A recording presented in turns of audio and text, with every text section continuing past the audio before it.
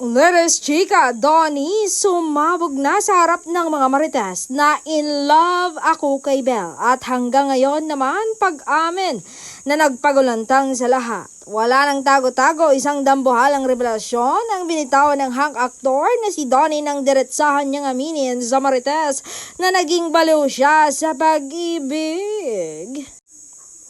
Hindi na nakapagtiis si Donnie at nilabas ang katotohanang matagal niyang itinago. Usap-usapan ngayon ang tindi ng chemistry at tensyon sa pagitan ng dalawa matapos ang lantarang pag-amin ni Donnie ayon sa aktor.